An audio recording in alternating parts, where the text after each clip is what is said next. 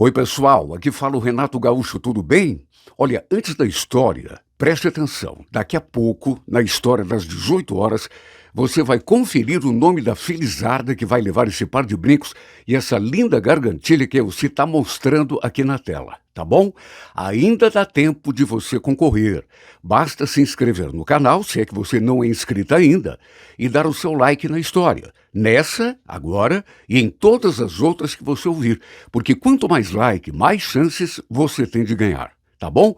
Não perca, é daqui a pouco, depois na história das 18 horas de hoje, de A Força do Amor.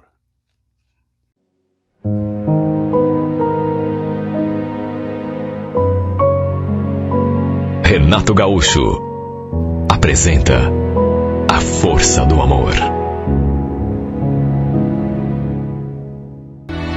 Perdi meu marido num acidente de trânsito. Ele era representante de vendas e usava uma moto para atender a clientela. Um dia, saiu para o trabalho e simplesmente não voltou. Depois disso, arrasada, perdida, acabei voltando para a casa dos meus pais com o meu filho. Eles que moravam em Tijucas do Sul. E lá se iam 2 anos. Foram os dias mais difíceis que eu já passei. Eu sempre pedia que ele tivesse cuidado com aquela moto. Tinha tanto medo de que algo de ruim lhe acontecesse e no fim, acabou acontecendo mesmo. A gente morava ali com a minha sogra. E sei lá, depois de tudo, achei que devia voltar para a casa dos meus pais. Não queria ficar ali incomodando ninguém. Até porque ninguém tinha obrigação de ficar me ajudando. Na época, meu filho tinha só 4 aninhos. Mas era tão ligado ao pai e foi tão difícil fazê-lo entender que ele não ia mais voltar. Ele chamava pelo pai o tempo todo. E isso, naturalmente, só me deixava com o coração partido.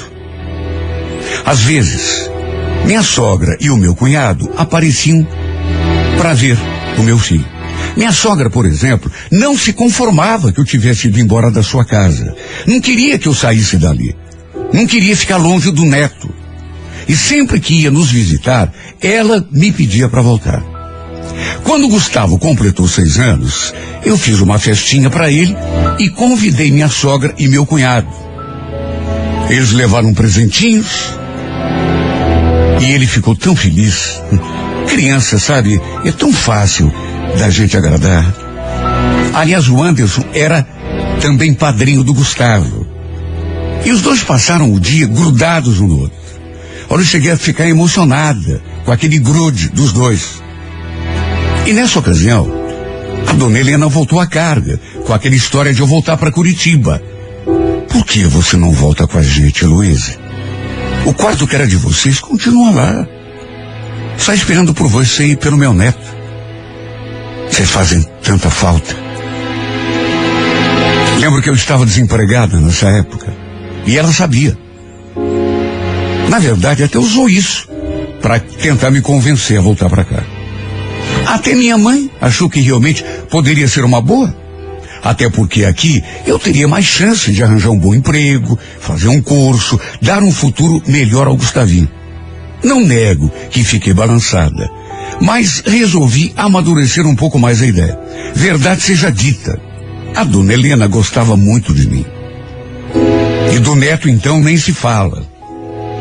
Para mim, ela era como se fosse uma segunda mãe. Enfim, eles voltaram a Curitiba e eu fiquei lá em Tijucas, com a minha família, amadurecendo a ideia. Até que 1 mês e meio depois, liguei para ela e perguntei se aquele convite estava ainda de pé. É claro que estaria. Eu sabia que ela queria que a gente voltasse. E desse modo, acabamos realmente voltando para cá. Eu e meu filho. Olha, no começo não vou dizer que foi fácil. Foi difícil. Até porque tudo naquela casa lembrava do Paulo. Principalmente ali, no nosso quarto. Minha sogra não tinha mexido em praticamente nada desde a morte dele. Por isso, no começo, foi muito doído. Tudo me fazia lembrar do meu marido e da gente junto. A cama, sabe, o guarda-roupa, tudo. Graças a Deus, arranjei um emprego e aos poucos fui me adaptando do jeito que dava, me acostumando, né? Procurando retomar um ritmo normal de vida. Lembro que um dia minha sogra me surpreendeu com aquela conversa. Ela me fez uma pergunta que me deixou até meio embaraçada. Então, Heloísa, você já conheceu alguém interessante lá no teu serviço? Lembro que eu olhei para ela e repito, fiquei sem saber o que responder. Ela deve ter notado o meu embaraço. Tanto que acrescentou, olha, eu quero muito que você seja feliz, viu? Se um dia você se apaixonar por outro homem, não pense que eu vou ficar contra não, viu? Pelo contrário, quero que você refaça a tua vida e não fique presa às lembranças do meu filho para sempre. Infelizmente, ele se foi, né? Mas você continua viva. Olha, aquilo me surpreendeu tanto. Eu não esperava que ela fosse me falar aquilo. É para ver como essa mulher gostava de mim e tinha uma cabeça aberta. A verdade é que me envolver com outra pessoa, sinceramente, não estava nos meus planos. Eu queria primeiro dar um jeito na minha vida, assim, me firmar no serviço, por exemplo, tentar guardar um dinheiro na poupança, porque a minha intenção era de ter o meu próprio canto, alugar uma casa, um pequeno apartamento. Apesar da dona Helena ser um amor de pessoa, eu queria muito ter o meu canto, o nosso canto, né? Meu e do meu filho. Minha vida sentimental, pelo menos naquele momento, estava em último plano. Aliás, eu não tinha tempo nem de pensar nisso. E o fato é que, com o passar dos meses, pelo fato de morarmos ali debaixo do mesmo teto, eu e meu cunhado fomos nos tornando assim mais próximos. Repito, o Anderson era também padrinho do meu filho. E os dois se gostavam tanto que, olha, às vezes, quando eu via o meu cunhado assim de costas, brincando com o Gustavo, eles eram parecidos, sabe? Ele e o meu falecido marido. Eu tinha a sensação de que era meu marido que estava ali brincando com o nosso filho. E o fato é que, por conta disso, eu e ele acabamos também nos aproximando mais, até mais do que eu imaginava. Às vezes, no domingo, ele levava a gente para passear, para comer pizza, no calor para comer um sorvete. E a sua companhia era tão boa, me fazia tão bem. Ele era uma pessoa boa. Sinceramente, não dava para entender porque não tinha nem namorada. Pelo jeito carinhoso como tratava o meu filho, olha, eu podia apostar que seria um excelente pai. Um dia, inclusive, perguntei assim, como quem não quer nada. Escuta, Anderson, você não pensa em se casar, ter uma família? Desculpa a minha pergunta, mas é que eu fico te olhando com o Gustavo e sei lá, você leva tanto jeito com criança. Seria com certeza um excelente pai. Então, pensar eu penso, só que primeiro eu preciso arranjar uma namorada. Não tá fácil. Credo, Anderson, com tanta mulher no mundo, como que você ainda não encontrou uma pessoa bacana que... Olha, eu até senti que ele ia falar alguma coisa, mas acabou se calando. Deve ter desistido na última hora. O fato é que tínhamos um relacionamento muito bom. Ali em casa, éramos somente nós. Eu, ele, meu filho e a dona Helena. Infelizmente, nosso convívio era bom. Acabamos indo passar as festas de fim de ano lá em Tijucas, na casa da minha mãe. Fomos todos nós. Foi tudo tão gostoso. Eu lembro que no dia da ceia, eu e o Anderson fomos ao mercadinho buscar umas coisas. E na volta, assim que saímos do mercado e entramos no carro, em vez de arrancar, ele ligou o motor, mas se virou assim na minha direção e ficou me olhando fixamente. De novo, pareceu que queria dizer alguma coisa e estava criando coragem. Olha, eu achei o modo como ele olhou para mim até engraçado, porque aquela coisa, a pessoa olha para você e... Cheguei a perguntar por que é que ele estava me olhando daquele jeito. Só que em vez de falar alguma coisa, ele continuou mudo, sério. Sei lá o que estava pensando. Só sei que dali a pouco suspirou e só então arrancou com o carro. Eu fiquei tão confusa. O silêncio reinou absoluto até chegarmos à casa da minha mãe. Sei lá, eu me senti tão esquisita depois daquele olhar. E o pior é que não foi uma nem duas vezes que depois eu o flagrei olhando para mim e sempre assim daquele jeito sério. Depois da ceia, à medida que o pessoal foi se recolhendo, acabamos ficando apenas nós dois ali. E ele se aproximou a certa altura e perguntou se eu não queria tomar um ar lá fora. Assim a gente podia conversar com mais calma. Olha, não me perguntem por quê, mas senti um friozinho na barriga naquele instante. Algo me dizia que aquela conversa tinha algo a ver com aquele modo que ele tinha de me olhar. Principalmente quando a gente saiu lá do mercado. Lembro que estava fazendo uma noite tão bonita, tão gostosa. Saímos lá para fora, ainda ficamos um tempo em silêncio. Aí ele quis saber como estava o meu coração e a minha cabeça naquele momento da minha vida. Foram exatamente essas as suas palavras. Como estava o meu coração e a minha cabeça naquele momento da minha vida. Sinceramente, eu não soube exatamente o que ele queria saber e perguntei: como assim, Anderson? Em que sentido você está perguntando? Em relação ao meu irmão, Heloísa. Você ainda gosta dele? Você ainda pensa nele, embora ele tenha partido? Poxa, sei lá como te responder, viu? Acho que sim, mas... Claro, né? É diferente. Já me acostumei. Já não dói tanto. Agora é a minha vez de perguntar. Até hoje eu estou me perguntando por que lá na saída do mercado aquele dia você ficou me olhando sério e pensei até que você fosse me perguntar alguma coisa, mas você não disse nada. Fiquei com medo, é isso. Medo? Ué, medo de quê? Na verdade, faz um tempo que eu queria conversar com você, Luiz. Falar de umas coisas que eu ando sentindo.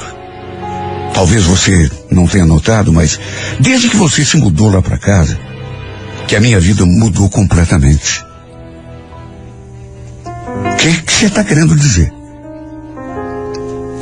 Estou querendo dizer, e estou dizendo nesse instante, que eu estou gostando de você. Será que você não percebeu ainda? Olha, aquilo me deixou tonta. Porque apesar de tudo, eu sinceramente não esperava, pelo menos não esperava, que ele fosse me confessar aquilo assim. De uma hora para outra. Será que você não está confundindo os sentimentos? É claro que eu não estou confundindo. Estou apaixonado por você, Luiz. Já faz tempo que eu quero te contar. É tão difícil te ver todos os dias ali dentro de casa e não poder te tocar ou então falar sobre isso que eu estou sentindo. Sabe, naquela hora, não sei porquê, me lembrei daquela conversa com a dona Helena, minha sogra, dos conselhos que ela tinha me dado sobre refazer a minha vida. Fiquei ali me perguntando como será que ela reagiria se soubesse de uma coisa daquelas. Será que aprovaria uma aproximação minha e do meu cunhado? Sabe, eu preciso admitir que andava sentindo uma certa atração por ele. Não era paixão, mas de algum modo ele mexia comigo. Talvez pela proximidade, pela convivência, ou até mesmo pelo modo como ele tratava o meu filho. Isso mexe com a cabeça de uma mulher, de uma mãe. O fato é que fiquei muito confusa. Ele ainda perguntou se tinha alguma coisa para falar, para Mas, meu Deus, eu estava tão... E ainda que saber se tinha alguma chance comigo. Me deixando ainda mais sem saber o que pensar. Não sei se ele tentou se aproveitar da minha confusão. Só sei que se aproximou e acabou me roubando um beijo na boca. Meu Deus, desde a morte do meu marido, que eu não tinha ficado com mais ninguém. Na verdade, nem pensava nisso. E desde quando que... Sei lá, eu não sabia exatamente o que estava pensando. E só de imaginar que depois de tanto tempo da morte do meu marido, meu primeiro beijo na boca fosse acontecer justamente com o meu cunhado. Mesmo assim, acabei me entregando aquele beijo. E foi um beijo tão bom.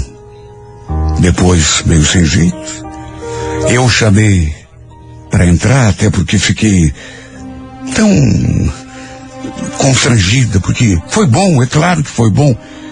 Só que depois me bateu uma vergonha. Olha, eu cheguei a sentir, eu sei que é esquisito, até porque meu marido tinha morrido, mas eu senti até culpa. Então eu chamei para entrar, pedi pra gente deixar para encerrar aquela conversa outro dia, deitei na minha cama, só que não consegui pegar no sono. Fiquei pensando o tempo todo naquilo que tinha acontecido. E principalmente em tudo aquilo que ele tinha dito. Quando que eu podia imaginar que ele estivesse apaixonado por mim? Eu notava que às vezes ele ficava me olhando, mas juro que nunca cheguei à conclusão de que aquilo fosse algum indício de paixão. No dia seguinte, é claro que a atmosfera entre nós era completamente diferente. Na primeira chance, ele chegou perto e perguntou se eu já tinha uma resposta para lhe dar. Acho que acabamos dando muito na vista. Todo mundo deve ter notado alguma coisa, porque a dona Helena acabou se aproximando de mim e perguntando: Elô, não me leve a mal, mas eu tô achando você e o Anderson tão esquisitos. Por acaso está acontecendo alguma coisa entre vocês que eu devia saber? Olha, eu até me assustei, porque ela perguntou aquilo com uma cara. Sei lá, parecia até meio zangada ou preocupada, não sei. E mesmo eu tendo respondido que não, ela não desfez a carranca. Depois, ainda vi quando ela chamou o Anderson de lado para conversar com ele também. Os dois, inclusive, foram pro quarto dela. E a conversa entre eles foi mais demorada.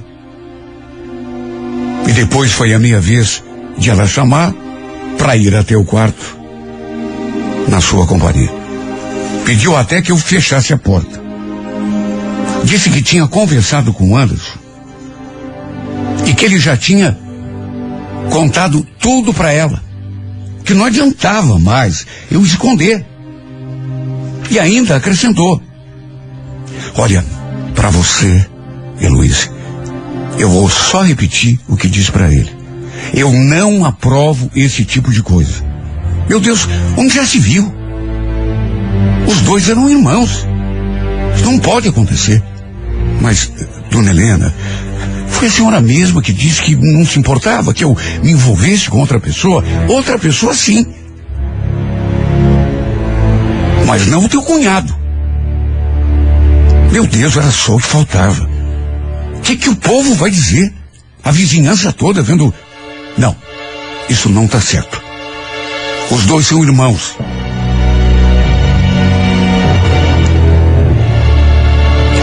Ela não gostou nem um pouco de saber daquele comecinho de envolvimento entre nós dois.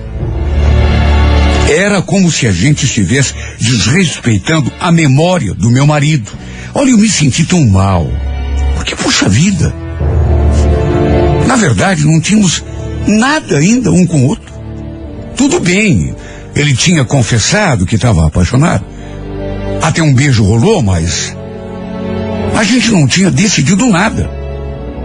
Ele tinha me feito uma pergunta, se tinha alguma chance comigo, e eu nem tinha respondido ainda. Na verdade, nem sabia o que ia fazer da minha vida. Quem escutasse minha sogra falando, podia até pensar que já estávamos até dormindo na mesma cama. Eu sinceramente não esperava levar aquela chamada. E juro, me senti tão mal que cogitei nem voltar com eles para Curitiba. Ficar por lá mesmo. Ficou um clima tão pesado. Acho que todo mundo escutou a nossa conversa, porque ela acabou se exaltando um ponto. Chegou a levantar o volume da voz. Quando saímos do quarto, ficou todo mundo olhando com aquela cara. Minha mãe até veio saber de mim se a gente tinha realmente alguma coisa. Eu e o Anderson. Claro que devia ter escutado tudo, né? O que tinha rolado ali naquele quarto. Falei que não. Até porque era verdade. A gente não tinha absolutamente nada um com o outro. Um beijo era tudo o que tinha acontecido entre nós. Claro que isso estragou o clima de festa. Naturalmente que nem chegamos a terminar aquela conversa. Para se ter uma ideia, voltamos a Curitiba no maior silêncio. Ninguém abriu a boca. E repito, cogitei seriamente em chegar, arrumar a minha mala e voltar lá para Tijucas. Ela falou que ficaria do meu lado caso eu arranjasse outra pessoa, só que pelo visto podia ser qualquer um, menos o Anderson. Pelo fato de ele ser irmão do meu falecido marido. O pior de tudo foi que aquela conversa que eu tive com o meu cunhado, aquele beijo que a gente trocou, tudo isso mexeu tanto comigo que não teve como não passar a olhar para ele com outros olhos. E por conta da reação da minha sogra, passei a sofrer.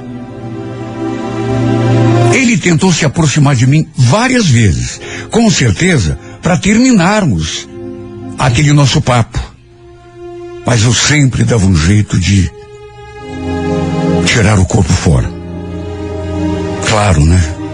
Morria de medo. Coitado, eu via que ele também estava sofrendo. Mas o que eu podia fazer? A mãe dele era contra. E de que jeito que a gente ia ficar junto? Principalmente dentro da casa dela. Bom, só eu sei como ficou a minha cabeça e a minha vida. Um caos total. E a dele, provavelmente também. 2 semanas depois, aquele clima ruim ali em casa. Eis que minha sogra se aproximou com uma cara esquisita, de novo, dizendo que precisava conversar comigo. Olha, eu já tinha até preparado uma resposta para ela, para qualquer tipo de pergunta que ela tivesse, ou para qualquer reprimenda que ela tivesse de fazer ainda, além daquela primeira. Nessas alturas, sabe, já não tinha mais clima para eu ficar dentro daquela casa. Já estava decidida a voltar a morar com a minha mãe. E quando ela se aproximou, e com aquele jeito estranho, eu vi que teríamos uma segunda discussão, uma segunda conversa, e que não restaria para mim outra solução a não ser voltar para a casa da minha mãe.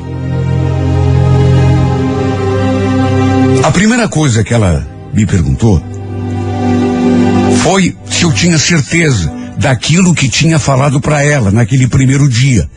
E se eu gostava mesmo do Anderson, do jeito que eu falei que gostava.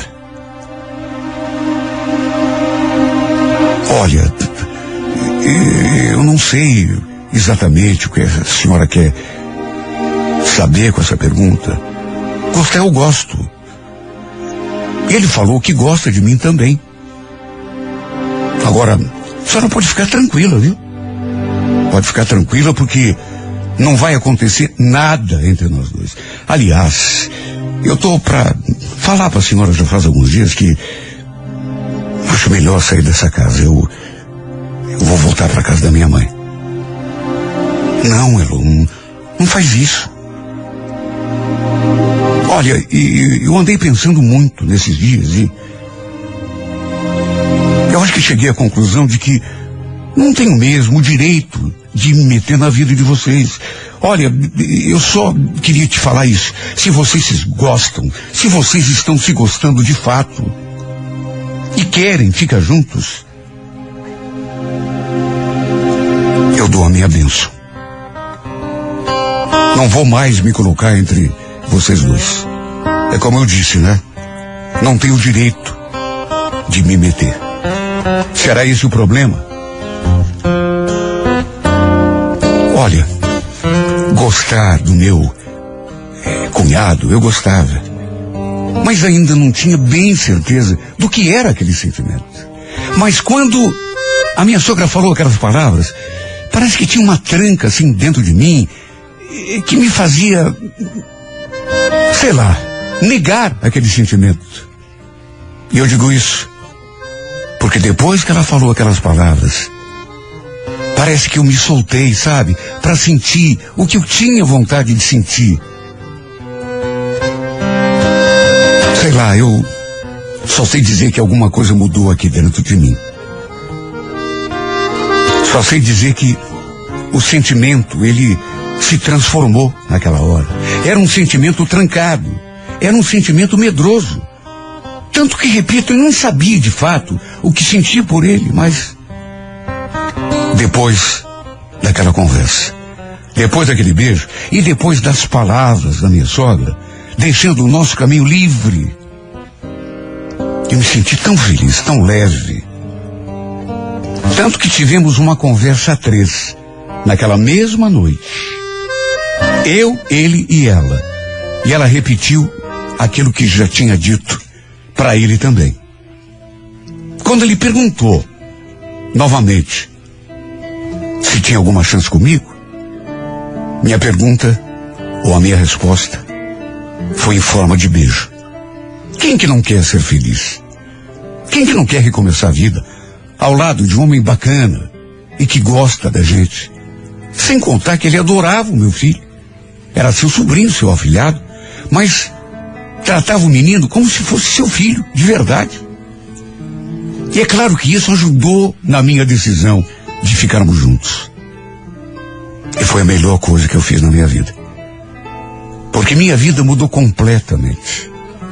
Voltei a sorrir, voltei a ver um sentido para minha vida. Não me arrependo nem por um segundo. Até porque estou fazendo a felicidade de 3 pessoas ao mesmo tempo.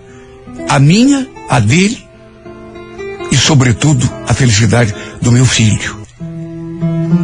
E acredito que o Paulo esteja onde estiver. Está olhando por nós. Mais do que isso, tenho certeza de que ele aprova a nossa união. E que, acima de tudo, está feliz também. Porque sente que agora estamos em segurança. Eu e o seu filho amado. E mais do que aprovar a nossa união, acima de tudo, abençoa a nossa felicidade. E na próxima sexta-feira, 6 de maio, 15 horas, não perca. Olha, não sei o que deu em mim, mas depois que fomos pro bar, no impulso eu puxei conversa com ela. Fiz de conta que não a tinha visto lá naquele lugar. Perguntei se era mesmo verdade que ela trabalhava numa loja de celulares, já que estava pensando em trocar de aparelho, queria que ela me desse algumas dicas. Tudo isso com o Sandro, ali do lado. Ela só engoliu em seco.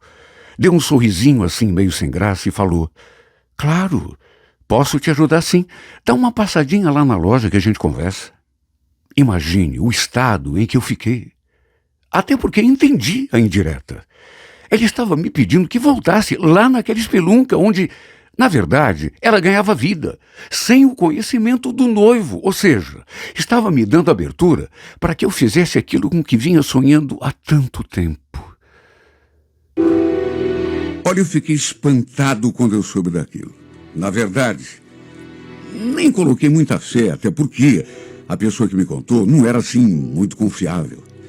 Se o Fernando tinha um defeito, era exatamente esse, o de fazer fuxico dos outros. Gostava de falar da vida alheia. Até de mim ele já tinha falado. Sabe aquele tipo de pessoa que está conversando com você assim numa boa, aí basta você virar as costas para ele começar a falar de você também? Pois é, ele sempre foi assim. Só que ele me contou uma coisa que, repito, sei lá, será que era verdade? Apesar de tudo, eu gostava dele e, por isso, acabava relevando esse seu lado assim mais fofoqueiro. E foi justamente ele quem veio me contar aquilo. Você não sabe da maior, Jorginho.